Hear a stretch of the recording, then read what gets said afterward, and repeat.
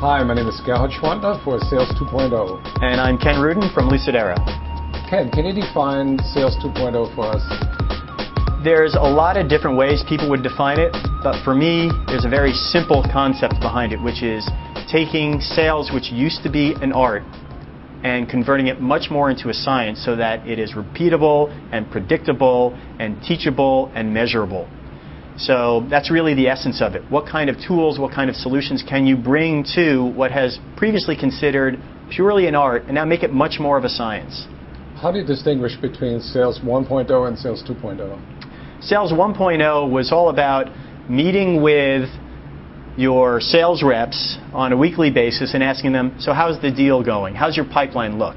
And then judging based on your gut instinct about how much you trust this guy, maybe your recollection of how they've performed in the past, to then adjust that so when you talk to your manager, you can roll it up the chain that you can adjust these assumptions, and that's how you would try to get to where are we going to end up this quarter. And so that was liar's poker. Oh, absolutely. And you had Sales 2.0 is Texas Hold'em. That's right. And you had people with happy ears who always thought every deal was going to close. And then you had the sandbaggers who wouldn't tell anybody about any opportunity until it was 2 days away from closing. And it really was, your pipeline was more a work of fiction or fantasy, and there was very little fact in it. Sales 2.0, you get to measure it all. And it's not about playing big brother to the sales reps. It's much more about being able to analyze what's going on so you can help the sales rep be more successful. And in study after study, when you look at companies that use analytics in the sales process, not only do more of the sales reps hit quota, so without it, it's less than 50% hit quota. With it, much more than 50% hit quota. Not only do they hit quota more frequently and more regularly, but also there's much less churn in your sales organization. Probably because if you keep hitting quota and you're doing well, you're going to stay. So your best reps continue to stay. So the sales reps tend to like it more, and it helps making them more successful. So let's talk about your own sales organization. How many Sales 2.0 tools do you use besides Lucidera? We use a lot. We use Sales 2.0 tools to help us generate leads. Like what? Well, to help us generate leads, we're using Genius. Uh-huh. We use Inside View to help us enrich the data we're getting from leads. We're using Salesforce.com itself to capture all the information in the sales process. We're using Eloqua to manage our marketing process and really have something that is repeatable and measurable where you can score the types of customers that are coming in. Of course, we're using Lucidera to measure everything that's going on in our organization. There's a few more as well, but we really have moved very much towards the Sales 2.0 model. How about handling your commission and tracking We're in discussions with companies about doing that as well. Okay. And there's going to be a need for us to do that very shortly. So and we use Jigsaw, another Sales 2.0 tool that we use on a regular basis. So I don't think that we would have been able to see the type of traction that we now have without these services that we're using. And it's not coincidental that every one of the ones I mentioned is an on-demand service, which means that even as a small company on the order of 50 people or so, we can put in a marketing automation tool, a sales automation tool, demand generation tracking, lead enrichment, analytics solution. You typically have to be a Fortune 1000 company to do all those things. And here we are, a smaller company, it's growing rapidly, and we're able to bring all these things in-house by using the on-demand model.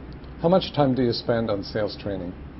Well, actually, since we're now at the beginning of the quarter, we've spent all week so far, including this morning, on sales training.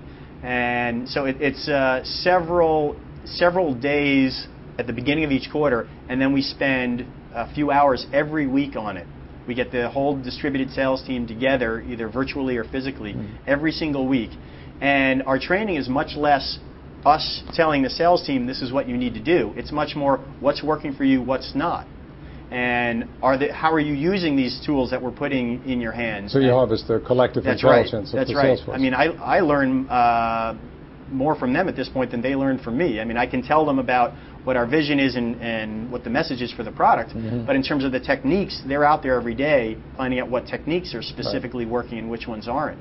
And another interesting thing is we always have our marketing team in on the sales training to make sure that there's alignment. I think there's another part of Sales 2.0 is it's reaching further into the beginning parts of the cycle. So there's no distinction or a reduction in the distinction between marketing and sales. You really want to make sure that marketing is completely aligned with sales and that sales is giving great feedback into marketing. So when we go through sales training, we make sure that sales and marketing are both in sales training. So it sounds like that your organization is practicing Sales 2.0 because it's all about collaboration and co-creation and learning from one another. That's right. That's right. And we share all of our documents on an on-demand solution, and we share all of our information either through documents or through actual discussions and meetings. And as I said earlier, I don't think there is a prayer that we would have been able to get the customers that we've got and be able to service them the way we can. It sounds like with all those tools, Genius, Inside View, Salesforce, Eloqua, Lucidera, and Jigsaw, you have become a better manager. Either that or these tools have helped make me, hide the fact that I wasn't a good manager in the first place. It's hard to tell, but I think because of these solutions, you can find out as a manager where you weren't doing well, and it absolutely can help you become a stronger manager. And it's a lot more fun to run a company, right? Oh, it's a lot more fun to run a company when people have the things they need and things are going well. Thank you, Ken. It was very enlightening. Thank you, Gerhard.